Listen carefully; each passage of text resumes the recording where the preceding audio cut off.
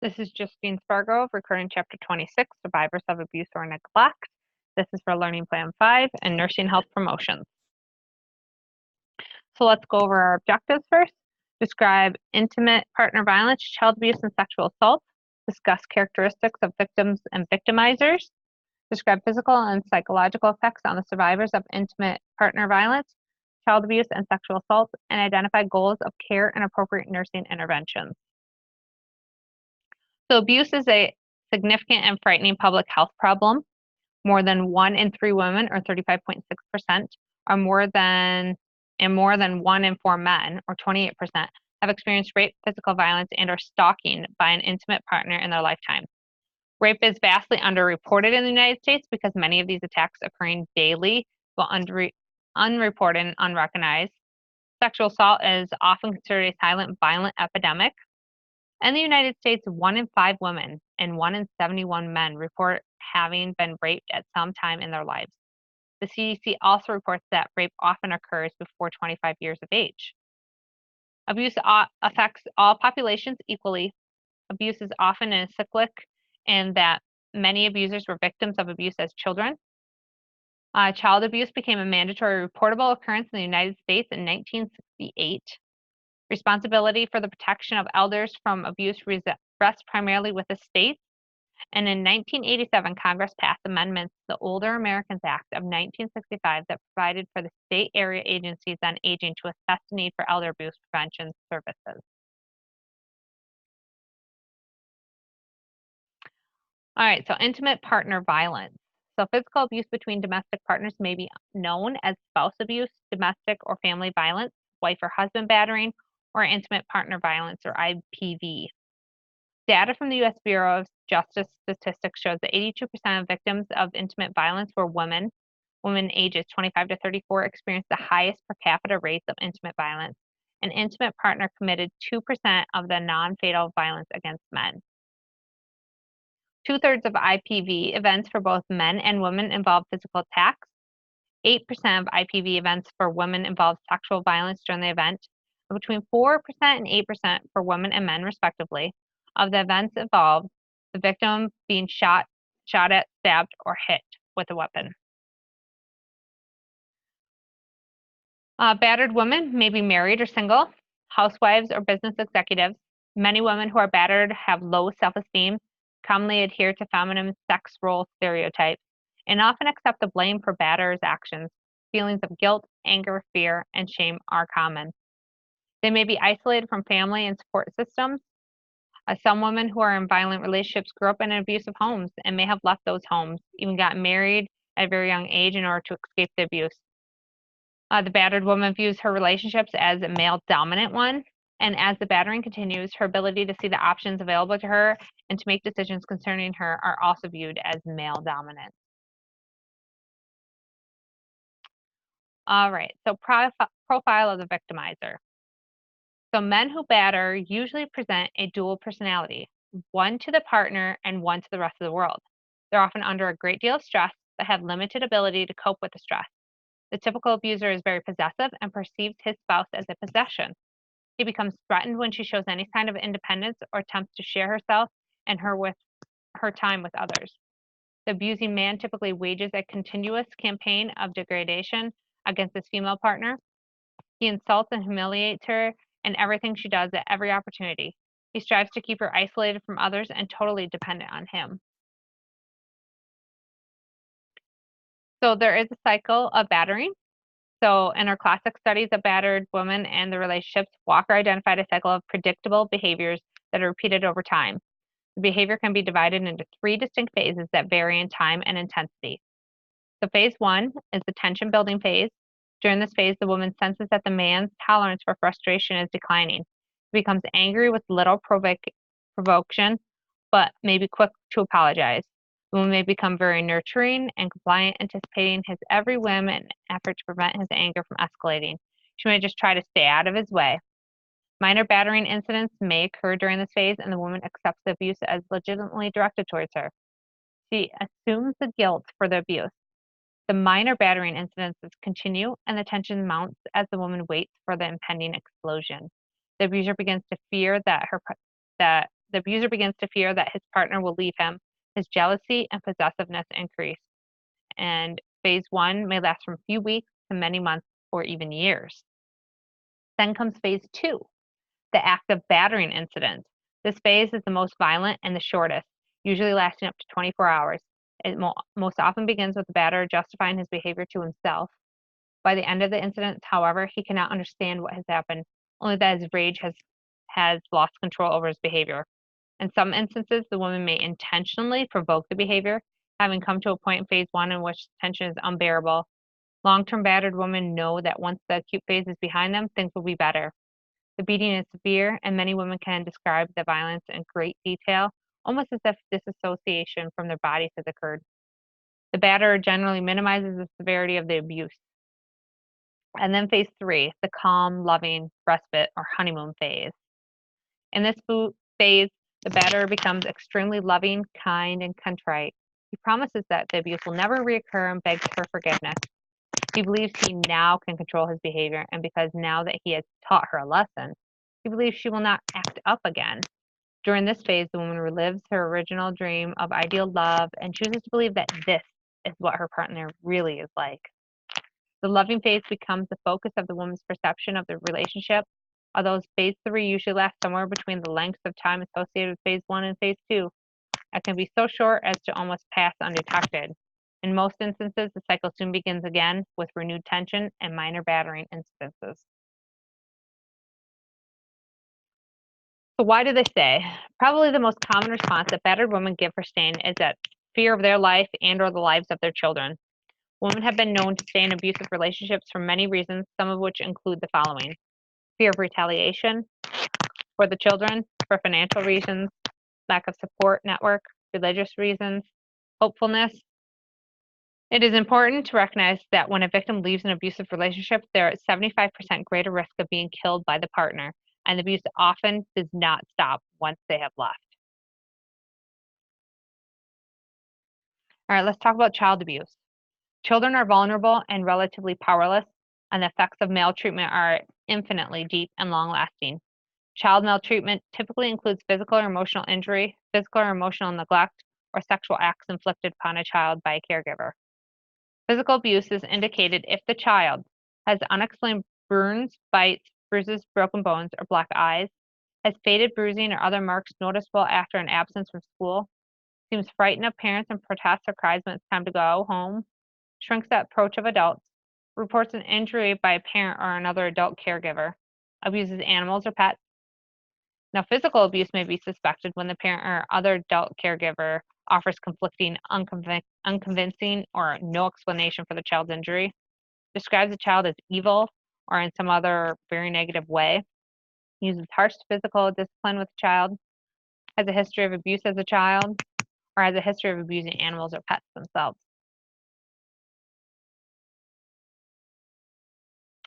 Emotional abuse. So examples of emotional injury include belittling or rejecting the child, ignoring the child, blaming the child for things over which he or she has no control, isolating the child from normal social experiences, and using harsh, inconsistent discipline. Indicators of emotional maltreatment may include the following behaviors from the child. Shows extremes in behavior such as overly compliant or demanding behavior, extreme passivity or aggression, is either inappropriately adult, like parenting other children, or inappropriately infantile, frequently rocking or headbanging, is delayed in physical or emotional development, has attempted suicide, or reports a lack of attachment to the parent.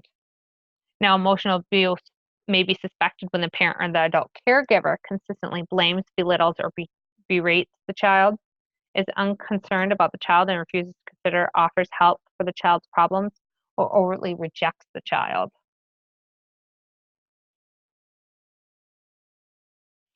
Physical neglect of a child.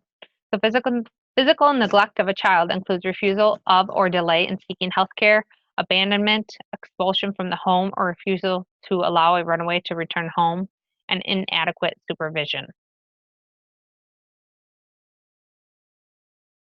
Emotional neglect for a child refers to a chronic failure by the parent or caregiver or caretaker to provide the child with the hope, love, and support necessary for the development of a sound, healthy personality. So behavioral indicators of neglect. So the possibility of neglect may be considered when the child is frequently absent from school, begs or steals food or money, lacks needed medical or dental care, immunizations, or glasses, is consistently dirty and has severe body odor, lacks sufficient clothing for the weather, abuses alcohol or other drugs, or states that there is no one at home to provide care. The possibility of neglect may be considered when the parent or the adult caregiver appears to be indifferent to the child, seems apathetic or depressed, behaves irrationally or in a bizarre manner, and is abusing alcohol or other drugs.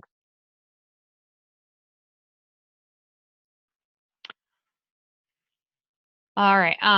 Sexual abuse of a child. So various definitions of child sexual abuse exist, but Kapka defines sexual abuse as employment, use, persuasion, indu- inducement, enticement, or coercion of any child to engage in or assist any other person to engage in any sexual explicit conduct or simulation of such conduct for the purpose of producing any visual depiction of such conduct or the rape, and in case of caretaker or internal familial relationship statutory rape, molestation, prostitution, or other form of sexual exploitation of children or incest with children. So that's the exact definition. Incest is the occurrence of sexual contacts or interaction between or sexual exploitation of close relatives or between participants who are related to each other by kinship bond is regarded as a prohibition of two sexual relations.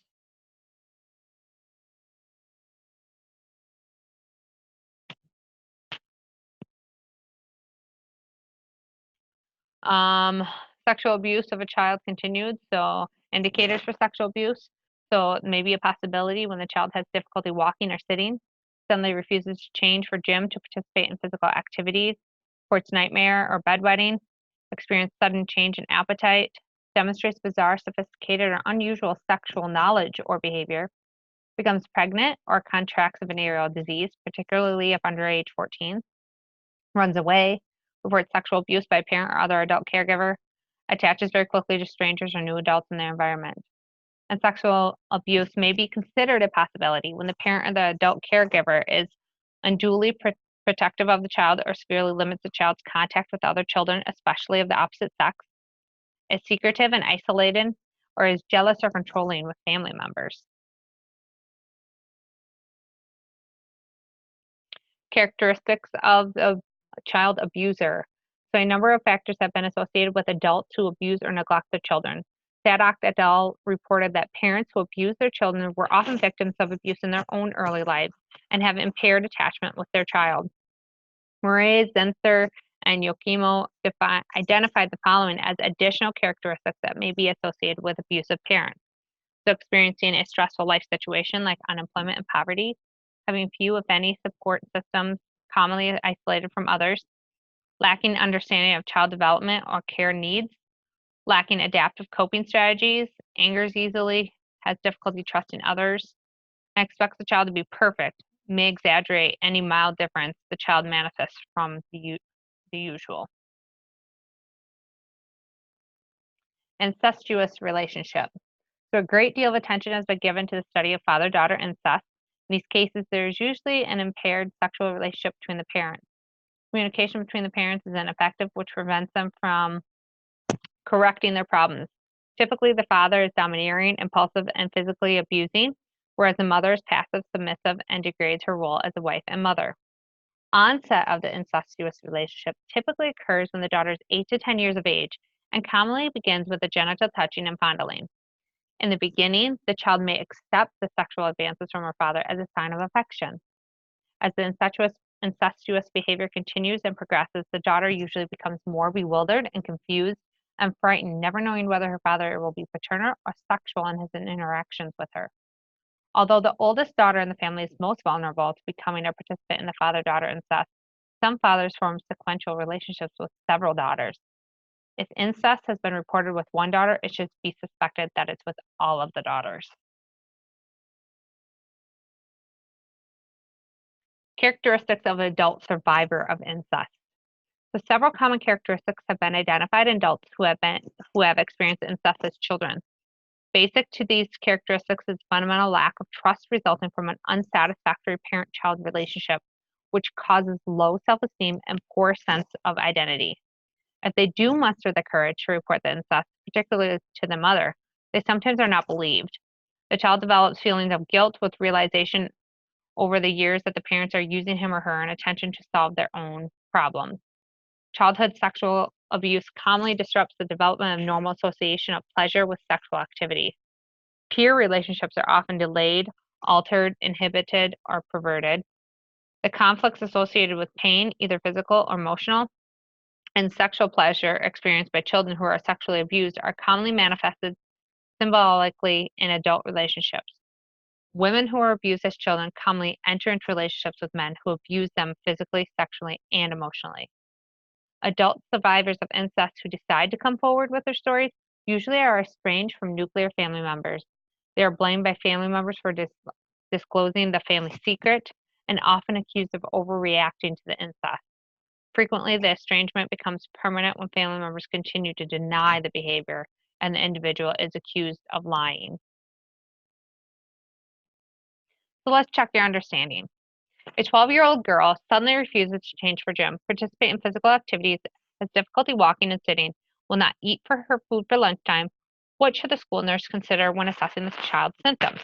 Sexual abuse, emotional neglect, physical neglect, or emotional abuse?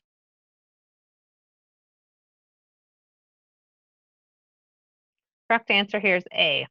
Sexual abuse of a child may be considered a possibility when the child has difficulty walking or sitting, suddenly refuses to change for gym or participate in physical activities, reports nightmares or bedwetting, experiences a sudden change in appetite, demonstrates bizarre, sophisticated, or unusual sexual knowledge, becomes pregnant or contracts a venereal disease, runs away, or reports sexual abuse by a parent or another adult caregiver.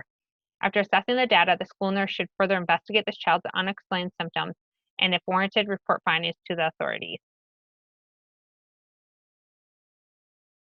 Sexual assault. So, assessment of a sexual assault. Sexual assault is viewed as any type of sexual act in which an individual is threatened or coerced or forced to submit against his or her will. Rape, a type of sexual assault, occurs over a broad spectrum of experiences, ranging from the surprise attack by a stranger to insistence on sexual intercourse by acquaintance or spouse. Acquaintance rape or date rape, if the encounter is a social engagement agreed to by the victim, is term applied to situations in which the rapist is acquainted with the victim. They may be out on a first date, may have been dating for a number of months, or merely be acquaintances or schoolmates. College campuses are the location for a large number of these types of rape. Then there's marital rape, which has been recognized only in recent years as a legal category. In these cases in which a spouse may be held liable for sexual abuse directed at a marital partner against the person's will. Historically, with societal acceptance of the concept of women as marital property, the legal definition of rape held an exemption within the marriage relationship. So in 1993, marital rape became a crime in all 50 states under at least one section of the Sexual Offenses Code. Statutory rape is defined as unlawful intercourse between a person who is over the age of consent and a person who is under the age of consent. The legal age of consent varies from state to state, ranging from age 14 to 18.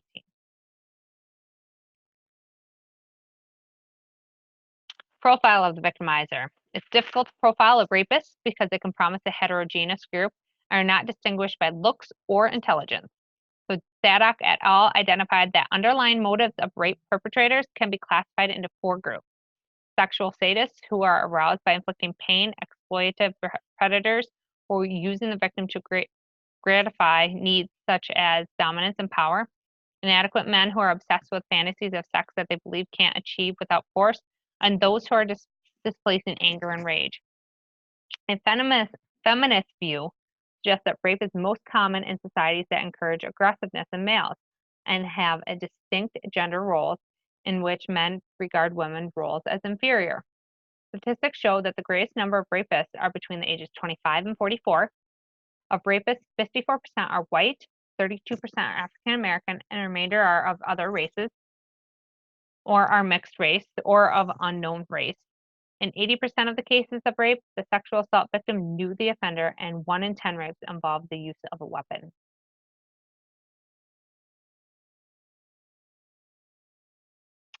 All right, the victim. So rape can occur at any age. However, the most recent statistics suggest that the highest risk age group is females under the age of 34, those with lower income, and those living in rural areas.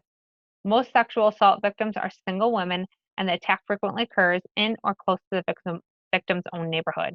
Although women are at highest risk for being victims of rape perpetrated by males, women and other men may also victimize males. Rape survivors who present themselves for care shortly after the crime has occurred likely may be experiencing an overwhelming sense of violation and helplessness. So Burgess, who was classically defined as what had been described as rape trauma syndrome, identified two emotional patterns of response that may occur within hours after rape, with which healthcare workers may be confronted in the emergency department or rape crisis center. The following manifestations may be evident in days or weeks after the attack: contusions and abrasions about various parts of the body, headaches, fatigue, sleep pattern disturbances, stomach pains, nausea and vomiting, vaginal discharge, itching, burning upon urination, rectal bleeding and pain, rage, humiliation, embarrassment, desire for revenge and self blame, or fear of physical violence and death.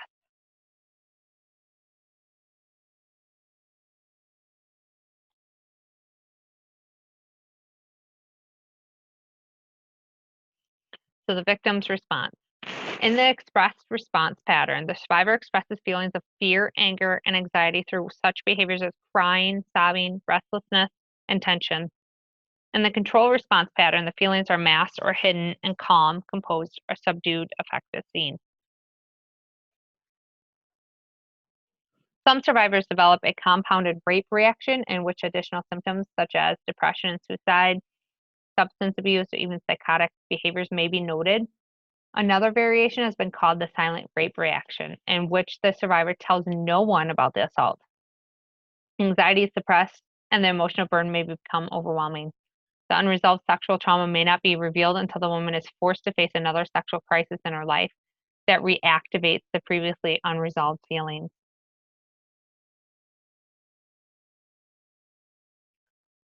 So, goals for care of a victim of abuse should focus on treating physical wounds, beginning healthy grief resolution, and helping the client exhibit control over their life, and helping the client demonstrate behaviors consistent with age appropriate growth and development. Intervention should include explaining each assessment procedure before touching them, discuss options for support and assistance, stress the importance of safety and conducting a thorough interview with the child or the adult. If you suspect anything, report it. If danger or injury present, advise the use of shelter or safe house. If the person's injured, encourage to get medical help. Teach about inevitability of the cycle of violence, that no one deserves battering. Provide emergency phone numbers. Encourage and provide information to develop emergency plans and inform them of legal protection. Sometimes in cases I have seen a little piece of paper rolled real small and slid into what looks like a lipstick case. So as soon as you open that lipstick case, it's actually not lipstick at all. It's the emergency contact information that the woman carries that you can give her nonchalantly and she can find on her own, or she can keep safe so that way her victimizer doesn't find it. So there's lots of little things like that that are out there as well to help them. So that way they don't get hurt if their victimizer finds these contact information. It can stay hidden and they feel safe until they're ready to act and potentially leave their victimizer. Partner abuse. So nurse-patient relationship, partner abuse. So recognize the clues to abuse in assessment.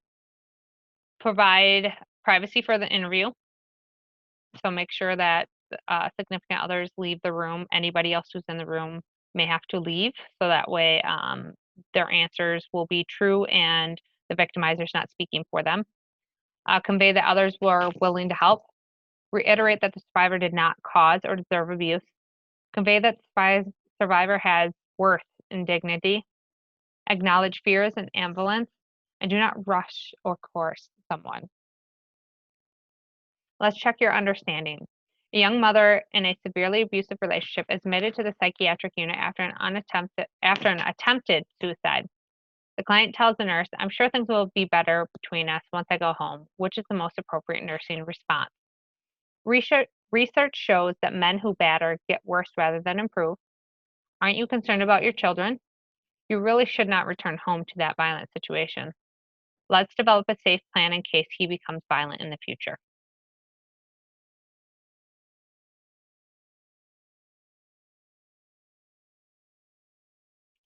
So the correct answer here was D. It's critical to stress to the client that the importance of safety. Client must be made aware of the variety of resources that are available to her or him. Most major cities in the United States now have safe houses or shelters where women can go to be assured of protection for them and their children. Helping the client develop a safety strategy will increase her sense of control and decrease her sense of powerlessness. All right. After an examination and treatment for rape, the nurse prepares the discharged client from the emergency department. Which discharge teaching should the nurse provide? Information on available community resources, the names and phone numbers of local attorneys who defend rape victims, when to return to the emergency department for follow-up care, the phone number of the battered women's shelter or safe house.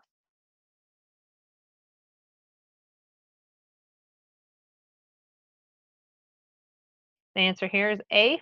The client must be made aware of the variety of resources that are available to her. These may include crisis hotlines, community groups for women who have been abused, and counseling services. Knowledge of available community resources decreases the victim's sense of powerlessness. All right, so treatment modalities. So identify treatment modalities for victims of abuse or neglect. So crisis intervention. So what is that? The focus of the initial interview and follow-up with the client who has been sexually assaulted is on the rape incident alone. Problems identified but unassociated with rape are not dealt with at this time. The goal of crisis intervention is to help survivors return to their previous lifestyle as quickly as possible. The client should be involved in intervention from the beginning. This promotes a sense of competency, control, and decision making. Because an overwhelming sense of powerlessness accompanies the rape experience, active involvement by the survivor is both a validation of personal worth and beginning of the recovery process. Now, what's a safe house or shelter? Most major cities in the United States now have safe houses or shelters where women can go to be assured of protection for themselves and their children. These shelters provide a variety of services, and the women receive emotional support from staff and each other. Most shelters provide individual and group counseling, help the bureaucratic institutions such as the police, legal representation, and social services, childcare, and children's programming, and aid for the woman in making future plans, such as employment, counseling, and linkages with housing authorities. And then there's family therapy. The focus of therapy with families who use violence is to help them develop democratic ways of solving problems. Studies show that the more a family uses the democratic means of conflict resolution, the less likely they are to engage in physical violence. Families need to learn to deal with problems in ways that can produce mutual benefits for all concerned, rather than engaging in power struggles among family members. Therapy sessions with all family members together may focus on problems with family communication. Members are encouraged to express honest feelings in a manner that is non-threatening to other family members. Active listening, assertiveness techniques, and respecting the rights of others are taught and encouraged. And that's the end of our PowerPoint slide.